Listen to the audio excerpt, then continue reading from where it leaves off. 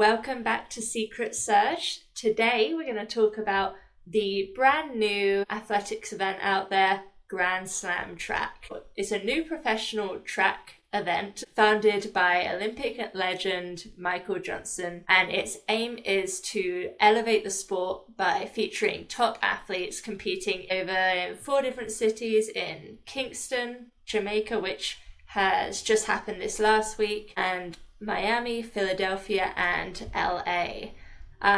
There is substantial prize money in the across the event. There's 100K for each event winner. So we're gonna dive into a bit more of that. I've seen a few of the races myself, and we want to know, is this good for track? Yeah. Well, I think overall it is, but I guess before we get into that, we posted about our races, but we're going to give more of an overview for you guys.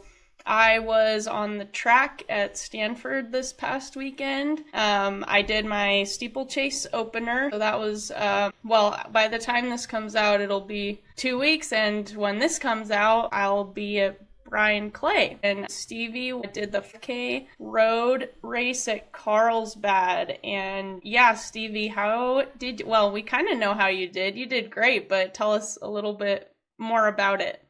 Yeah, thank you. It was lovely to be down in Carlsbad. It was really warm. We kind of raced at midday, so in the height of the weather. Luckily, I love the sunshine, so I was happy with that, though I did actually get sunburnt in the race.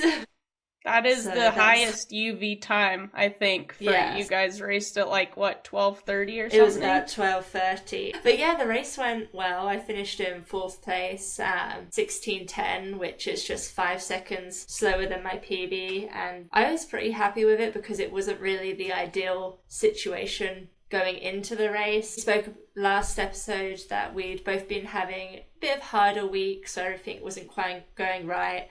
And I'd kind of been ill. I really just went into the race feeling still a bit flat and in some pain from my period, pretty much. Oh yeah. It was tough, but I took away from it that I could do tough things in tough conditions, and even when things feel really hard and don't feel like they're going the way you want, you can still push yourself to a level. So I think I came away with some good lessons in that.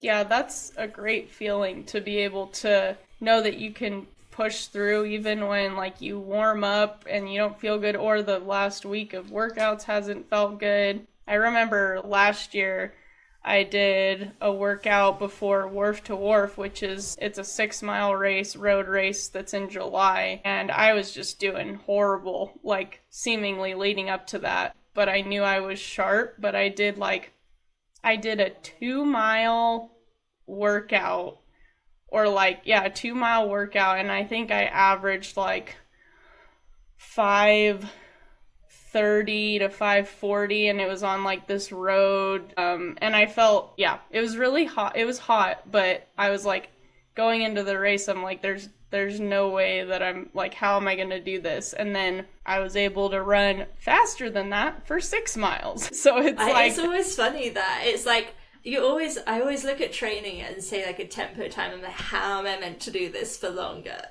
And then you just do. It's just a different mindset on race day. I feel you do all the training in the build up, and then race day is nearly majority mental. It really is. Well, and having other people out there too, it's the whole race environment.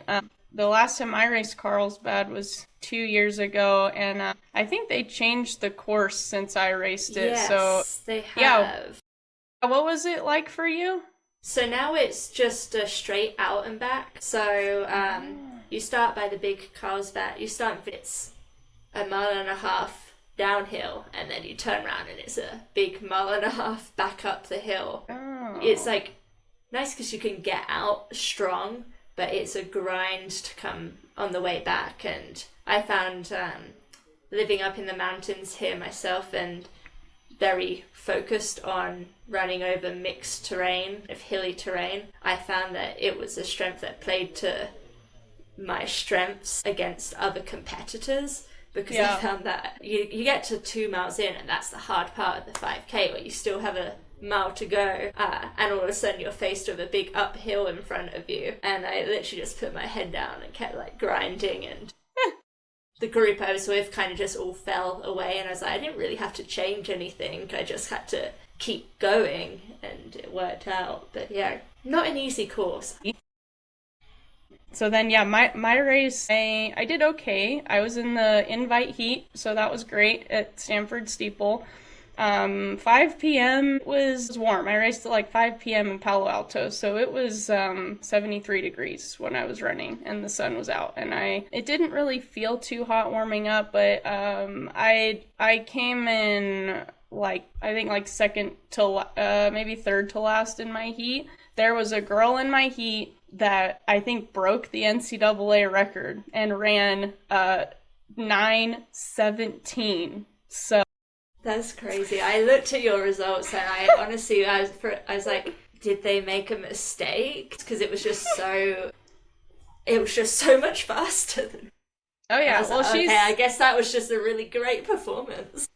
It says, dude, I'm pretty sure it says she's a freshman, and I think I saw that too, which is why I didn't believe it. No, I think, well, I don't know, man, I'm skeptical. She's a transfer from, like, either Ethiopia or Kenya, goes to New Mexico. I think goes to New Mexico. But I don't think she's as young as a freshman, because a lot of times transfers are, like, I don't know, 23, 22, 23, yeah. Yeah, they would put me down as a freshman, but I was a master's student, so... Yeah. It doesn't necessarily mean it. I know. Well, anyways, that. But what was it like racing that? Did people go out with her then? I'm assuming the pace was out strong. People went out hard. I went out in last, and I wasn't super Probably far off sensible. the pack. Yeah, they went out fast, and then yeah, I ended up passing one girl on I think lap 2, and overall like my hurdles weren't too bad. They were pretty good. The water pits were hard for me though. Like I couldn't get my leg up high enough to feel like I could just smoothly go over it. I didn't feel like I was in shape for that. And so I picked off, I think, one other girl. So I passed one, and then I passed one other. But by that point, everyone was strung out. And if I had more to give, I would have passed like 4 other girls, because they were all starting to come back. It happens every year. Mm-hmm. It happens in almost every college race. People just die pretty hard. So a lot of them ran 10 flat. So if I wanted to break 10, I would have had to come in second. And I don't know. I was like, it's possible, but in the back of my mind, I was also like, I've had like one good workout. So I was like, I'm not expecting much, but I opened up with a 10:14. It's pretty much the same that I've opened up with. I opened up with a 10:11. 14 last year, 10:11 the year before that, 10:14 or 13 at Stanford in 2019. So it's pretty standard for me. I don't know. I'm okay with it, but like I said, I had a really, really good workout yesterday that gave me a confidence boost that I don't think I've had something like that. So I'm kind of holding my breath to see what happens. But I'm saying it again, if I don't break 10 this year like fairly significantly, I got to take a break. Like it's draining. So that's where I'm at right now. Yeah, well, how you say is for a season opener, I think it's pretty good. It really needs a bit of time for those water jumps, because it's not so easy to practice those until you're in a race situation. So yeah, and I'm not doing another one till the end of May. So I'm doing a 5K, which is fine, but yeah, whatever. Is that on the track? 5K on the track? Or... Yep, that's Brian Clay. Okay, Brian Clay's 5K on the track, yeah. So it'll be good. It's just to switch it up. I think I would have liked to do one more steeple before Sound, but I don't think that's gonna happen. Yeah, I was looking at Sound today. I think that might be the one I open up at as well. I haven't entered or discussed it or gone over a hurdle at all, but I'm kind of thinking that will be the opener. That's good. For yourself in the deep end. I know. Same place. Okay, should we get into it? Yes, let's get into our Right. topic. We're talking about Grand Slam track. Yeah, so I think overall it's great, and everyone knows this already who's watched it, but there are not field events for this league, and there was some pushback. Obviously, the athletes for track and field, they're like, why aren't you including us in this? And one of the things I think that Michael Johnson said was about the streaming of it and going, because that's one of the more annoying parts about track and field is you're trying to watch, like if you're someone who's doing field events, it's going to keep showing the 5K. You get like a few seconds of your whatever your throw or vice versa. They're like, well, we're gonna switch to the javelin really quick while the 3K or 5K is going on, and because it's a long race, and then you miss something important. Yeah. Yeah, exactly. So Yeah. I mean, I kind of understand where he's coming from, but I also think they could have done like an entire field day instead, That could be an idea as well. Yeah. Yeah.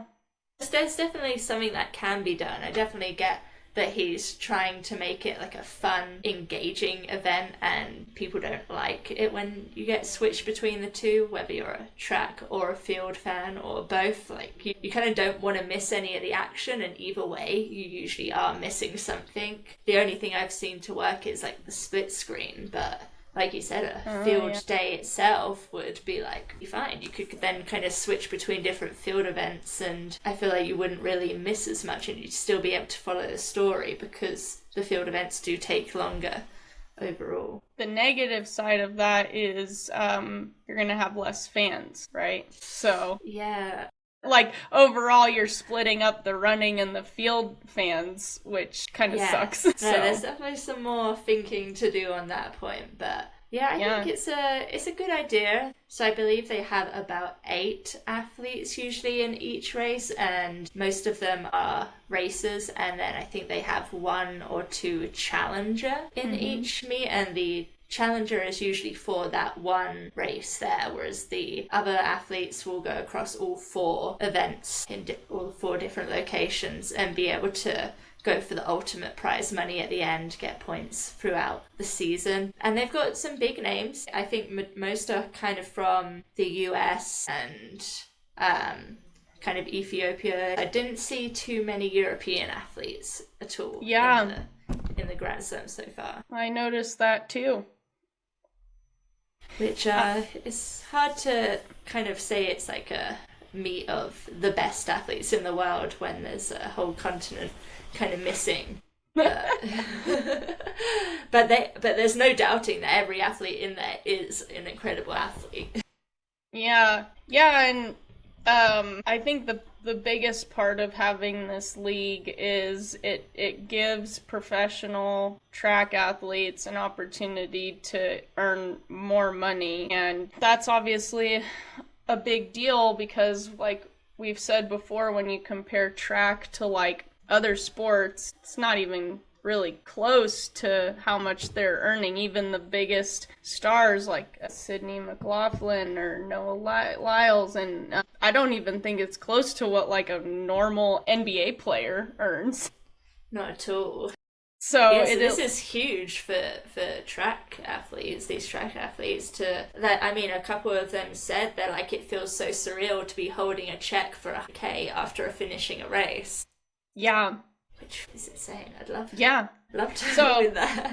Best case scenario, you win, for 100K every time. So how many races are there? There's 4 races. 4, so there's 4 meets, and you do 2 races per meet. And I believe whoever has the most number of points in that one meet will get the 100K. The 100K. So, yeah, you could win potentially K, and then I think they have a ultimate victor as well. Yes. Which kind of sounds like Hunger Games. But they've got the ultimate one, so whoever gets the most points for men and women across the whole field gets another 100K.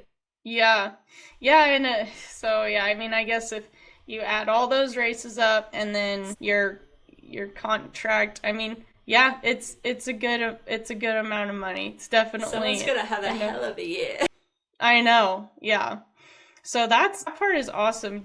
Were you watching the broadcast at all? Yeah, I watched some of it. I kind of picked and chose what I was watching, and for me, obviously, the distance ones are what I want to watch, and the short distance ones, which was the kind of 15 and up. And there were some good races. I think one of the things we spoke about before we actually got on was that the first race was in Jamaica, and the stadium was kind of empty for this one.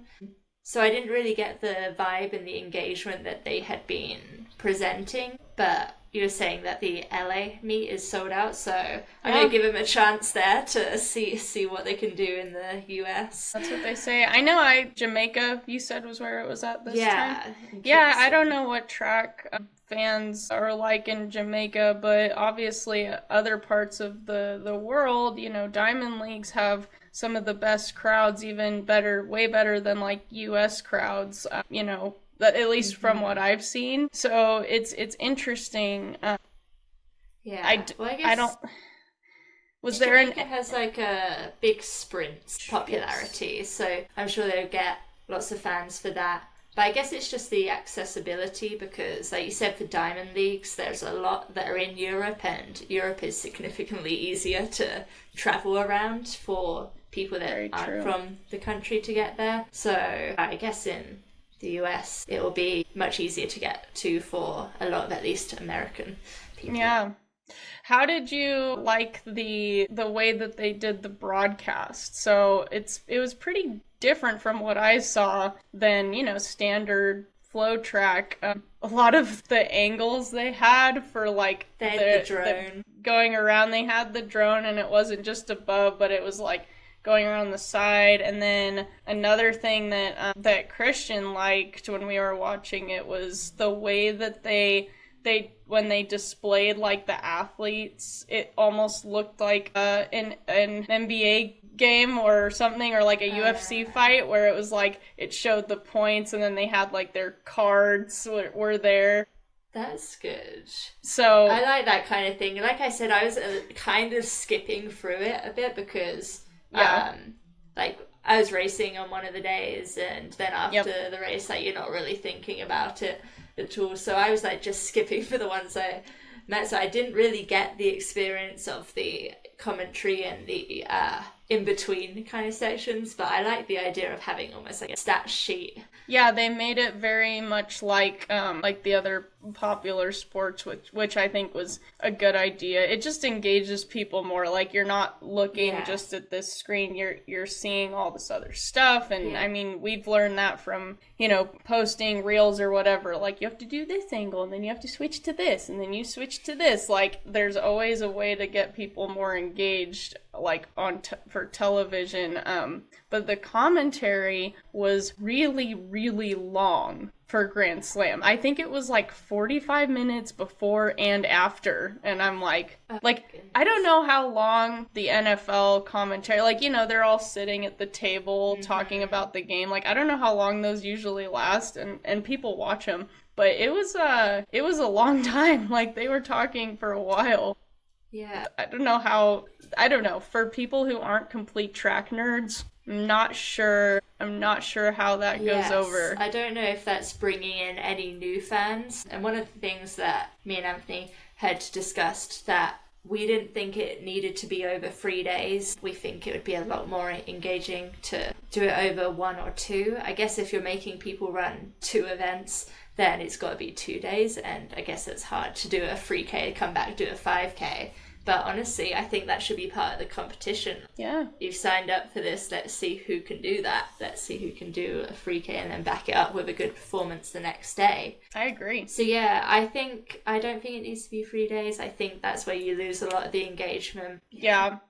Yeah, I know, I was entertained just seeing, I think they had Sonia Richards-Ross and Matt and Centro on there, and I was just we were just commenting on, their outfits. I'm like, oh, Centro's wearing Tracksmith stuff. Now he's wearing, this, I think it was, a striped polo. We were talking about that. I'm like, yes, track and field. We're just going to talk about people's outfits. It's Yeah. I was saying that it looked like Matthew Centris just had like he was just biting his tongue in his mouth the whole time. Like he wanted to say something, he's like, I probably shouldn't, because everyone knows that he's such a character and he's not afraid to say what he thinks. But then he was in this kind of official position, and I was like, oh, he's holding back on us. I want to hear what you think, what you actually think. That's when you don't hold back. That's how you get more fans. Yeah.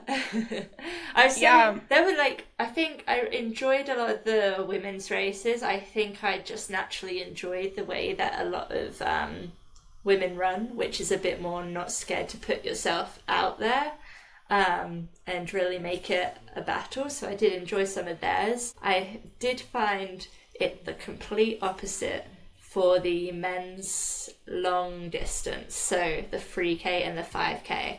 I felt like it was very boring to watch, and that they just jogged around and finished, you know, in 51 seconds in the last 400. So I didn't find that entertaining. Yeah, I don't really remember the men's. Well, that probably tells you how exciting they were. I don't remember most of the races, but the men's race, I can't really remember what was happening, but typically I think I don't mind watching that kind of race because it's not like a time trial. Well, sometimes it's more tactical, but if it's like, all right, well, who has the best, I guess, 400 time at the end? But that part I don't mind, and I think I'm so used to seeing it in like college when I was in conference races. Like that's how all the women ran for like the 1500. It was just a jog until the last lap. It was crazy because you know they're like, well, I'm about to go to regionals. I'm not gonna try to run a super fast time at conference. Besides Wayne Kalati, she did. She just went out in the, I think it was the 5K or no 10K, and she was just busting her ass the whole time. I'm like, okay. I think I just like it. I like that kind of thing. But yeah, I think it was just because the 5K was just really slow in general, that like our top women would be able to have run with the men there, and it's like there's kind of a limit where you look like you're literally wasting energy by going so slow. And to me, I just felt like it was them playing it safe because there's so much money on the line, because I don't see any benefit in it for your training, and you've kind of committed to doing these races by signing up for Grand Slam track. You know what your whole season is going to be, and that's going to be Grand Slam track, Grand Slam track, Grand Slam track. For sure. So I feel like you would at least be wanting to get like a race effort out of it, or be practicing. I guess you're practicing some race skills, some championship skills. Yeah, but it should still be hurting. I mean, I would want it to hurt. And then, do they not have like an extra or a bonus if you break any records? I don't think they have that, right, for Grand Slam? I don't know. Because that would be the incentive to run fast. It's like, oh, by the way, they should have it, in my opinion. I'm like, if you break whatever American area record, you get this much. If you break a world record here, you get this much. I don't know why you wouldn't do that, but maybe because they've already put all this money into the point system. You can only afford so much. They can only do so much. It's already a big amount of money going into it, and I'm not sure where it's coming from. Yeah. Which kind of brought me to the point of, like, is this going to become a regular thing? Like, are they going to be able to sustain this? And will it become like the Diamond League? Yeah, I don't know where obviously Michael Johnson is putting a lot in himself, I think. Or he has, like, I don't know if this is true at all, but I feel like it's donors, right? Yes, it's like people willing to back the cause. But to make it sustainable, you need fans. Like, you need fans spending money on stuff, I think, overall. Mm-hmm. So how do you get you need more... them to get invested.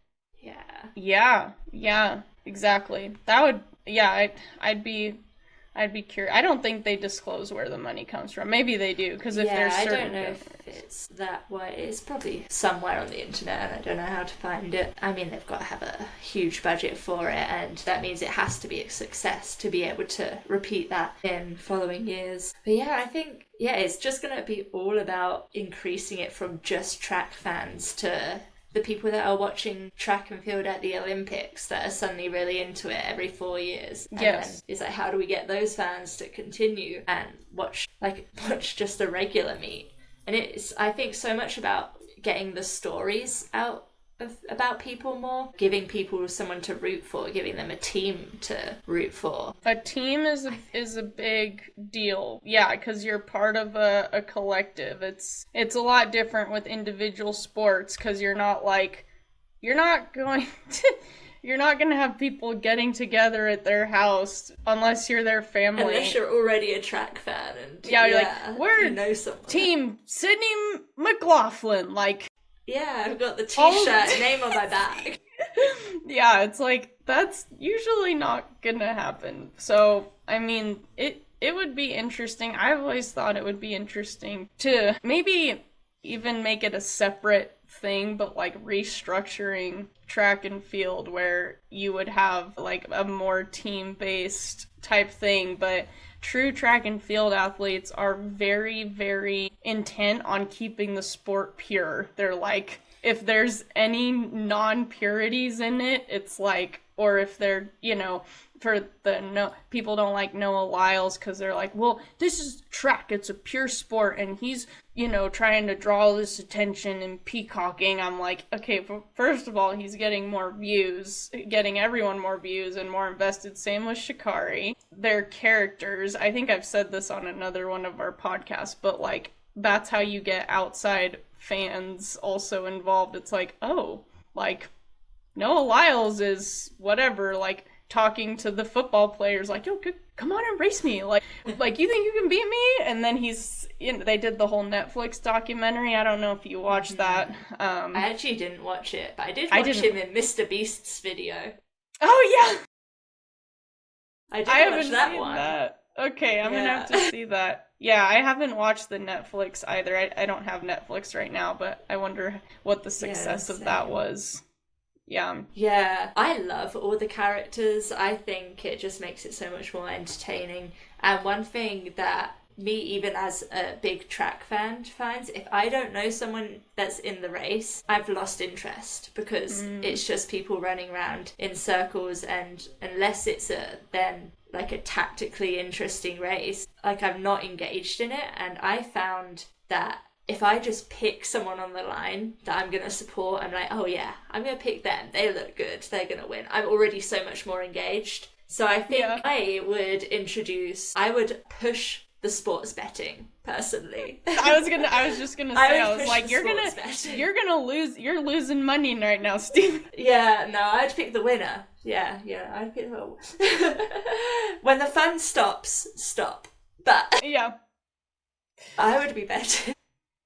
Well, Even if it was just within my family. Like in the World Cup, for the Football World Cup, I think it's quite common. Families will do like a sweepstake. You pick the team, you pick out like at the hat, get your teams, and suddenly you've got even more teams to root for. Like I would be rooting for England in the World Cup, but then when England goes out, I've still got Spain on my list. And actually, I rescind my comment about the individual, like, people getting together for individual sports, because now I'm thinking about it, well, you reminded me with betting, like, I think the Kentucky Derby's coming up. I'm like, people go out to watch horse racing all the time. They're not on teams. And then I'm thinking about UFC. They're also not on teams. I'm like, okay, never mind. Like, people definitely want to watch things. But see, I wonder if there's stuff we could take from those to bring into track. Like, I know for the Kentucky Derby, the thing I like is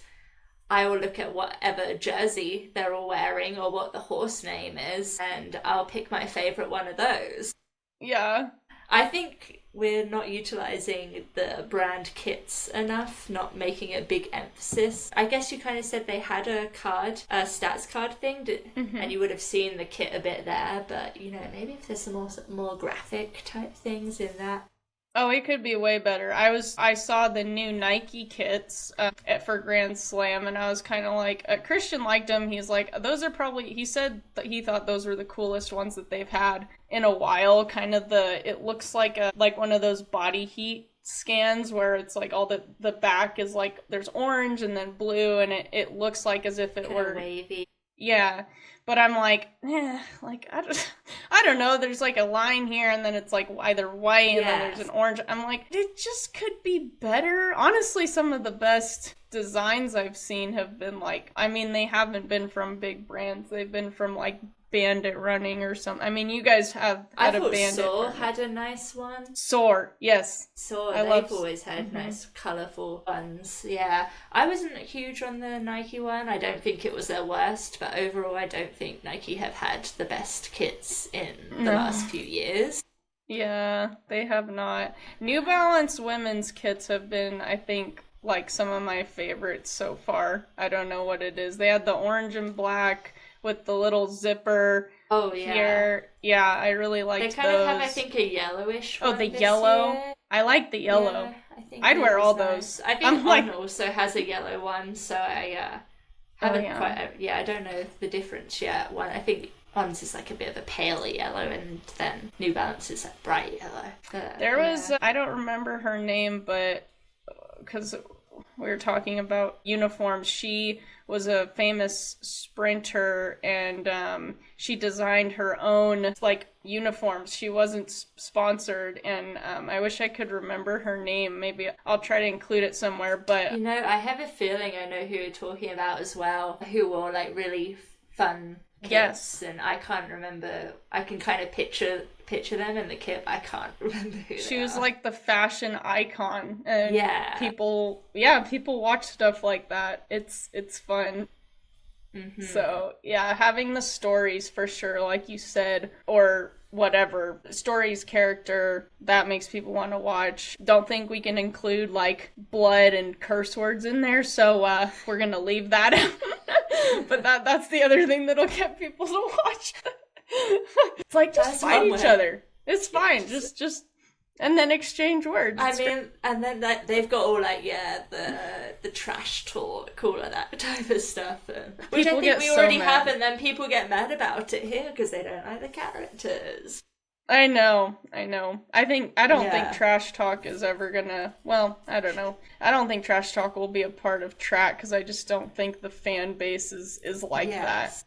Honestly, Yeah. I do. One thing I've always liked about Trek growing up as a kid is that everyone is really respectful of each other, and you're like racing each other on the line, but then you finish and you go cool down together, you shake hands, you hug. At least my experience in the longer distances is that like it's yeah, you really have a great community in track, and I think yeah, if you get too much trash talk, then you lose that nice community. Oh, you do. Yeah, exactly. I agree. Yeah, they even showed, I think, on Grand Slam some of the athletes like warming up together, and the commentators are like, "Oh yeah, you wouldn't catch me warming up with one of my competitors," but it's like, here you go. Certain people will not warm up together that I'm like thinking, but yeah. So if you're outside of that group, maybe you'll have some trash talk to provide because you're not gonna do the warm up with them. Oh, I don't like her. I don't like him. Well, no, even the trash talk that does happen, people usually take their comments back. Like, I don't know if you heard this, but it was a comment from Nikki Hiltz about Shelby Houlihan, Oh, like I do remember a while we ago. spoke about, yeah. And Nikki, I think, went on a podcast, and I think she said, like, Shelby was homophobic. And then later, at the most recent indoor meets, Shelby was asked about it in the interview. I'm like, what a bizarre thing to ask somebody. But they're like, do you remember Post-race. this person? I'm like, okay. But she was like, I mean, we messaged about it and talked about it, and I think it's, like, done now, but I've never said anything like that kind of thing. It gets sorted out because you're you're talking to each other a lot more than other big sports. Like, running's still small. It's a small community, so even the little fights or whatever trash talk that go on, I think they get sorted out pretty quick. Yeah, it's like they do actually know each other, and usually there's a connection, like a mutual connection, really close. So yeah, it's not like it's all just on the TV. Yeah. But I like the way they're promoting, not Grand Slam track, but just in general, track is really promoting the rivalry between Jakob Ingebrigtsen, Josh Kerr, and Negus. That's more of what I want. That's what's getting people excited to tune in for a race, because they've like pitted these 3-4 guys against each Cole other. Hawker. And Cole Hawker. That's why I said 4. I just couldn't be bothered to list another one. But yeah, he's in there too. But yeah, they're like the top 4 guys, and they've been pitted against each other. And like, then we're getting what this guy is doing, what he's doing. Like, Jakob's not in Grand Slam track, but Cole Hawker is, that kind of thing. And I feel like we need more of that across other events. Yeah. Maybe it's just because the men's kind of 15 middle distance is just so strong that there's like several of these guys. But I think just the way they kind of interact with each other is fun to follow as well. I think they actually have a good borderline of being respectful to each other and also kind of taking the mick out of each other, kind of like having fun. Like, it all seems like they're trying to pretend they don't like each other, but they actually all do. They all respect each other, it seems to me. Yeah, I don't know. Josh seemed like pretty upset at one point that he was even being asked about the rivalry during like a pre-conference meet. And maybe he's probably gotten over that now, but I could definitely sense that he was like, why are you asking me about this? I'm like, bro, have you heard the stuff they ask like other athletes at their post-game stuff? Like, it's supposed to be inflammatory. They're trying to like get you riled up on TV. They want something they can put in the news. They want a story. Yeah, but that's the other reason why I'm like, I agree. I want to watch that. But right now I'm like, the 400 hurdles, Sydney dominates, and every race I'm just like, yeah, she's gonna win. She's gonna break another world record. Like, whatever. Like, I am not interested in a in watching, like, people just, me personally, so I guess I'm not enough of a track nerd or fan, but just people breaking world records on their own, like, that's not super interesting to me. I would much rather watch, like a competitive race and people battling it out for the win. That's just me personally.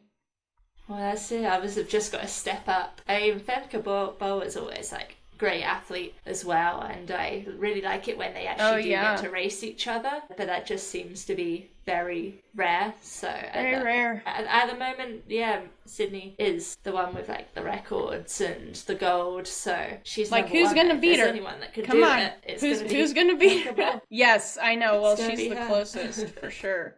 Yeah. Okay, so I guess for our wrap-up, final thoughts. Is Grand Slam promising idea, or do we think it's just a flashy thing that's gonna disappear pretty soon? I think it's a good idea. I'm not sure of the logistics of it to continue, but I guess it's a little bit early to kind of conclude on that. I am actually really excited to see the other races, to see how it compares to this first one. But any idea that's going to push track out there, I'm for. And yeah. I saw a post, I agree, I think it's promising for sure, and I saw a post that, I don't remember who posted it, but it was like, don't worry about making the idea perfect, just get it to exist first. Yes. Like, get something to exist, and I think that's excellent advice for everything. Mm-hmm. I know. In general. Yes, so this is definitely a big step in the right direction, because it not only exists, but it is, like, doing pretty well so far. Yeah, I think there's definitely, like you said, get the race out there, we'll figure out what to do next.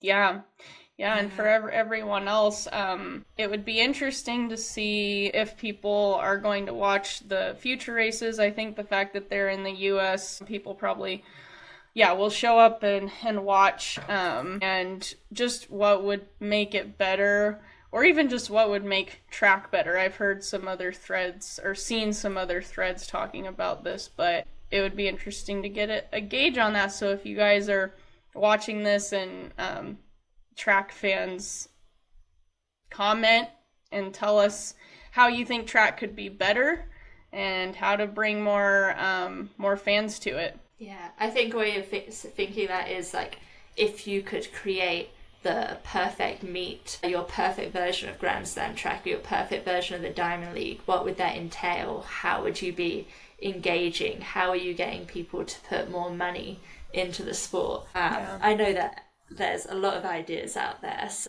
yes. I want to hear them. Yeah, me too. All right. Anything else before we sign off? I think that's it. I think we covered it. Yeah. So, real quick. So, when this comes out, I'll be racing Brian Clay. Stevie, are you going to be in Boston coming up? Or is it Chicago? Yes, I've got, so it will be 2 weeks' time. It will be the April 20th, I think. It's the Boston Marathon weekend. I'll be racing in the Boston 5K. Yes. So we got another road race. 5K for Stevie. Another road 5K. And a track 5K for me. I would probably rather be doing the road, to be honest, but this is good practice for mental toughness. Yes, that's the word, because I think I'd rather be doing the Boston 5K on the road as well. Yeah. But I'm fully expecting to be like clinging on in this race. Like, it's a great opportunity to, like, it's always a stacked field. Really, some of the top athletes in the 5K are usually in this race, and I get to chase them around and hopefully get pulled through for a good time as well. So I'm excited for that one. Try and capture some content for it, I think. Yes, please do, for sure. Yeah. Okay, thank you guys for listening. Okay. All right, we'll update you and see you next week. All right, bye. Bye.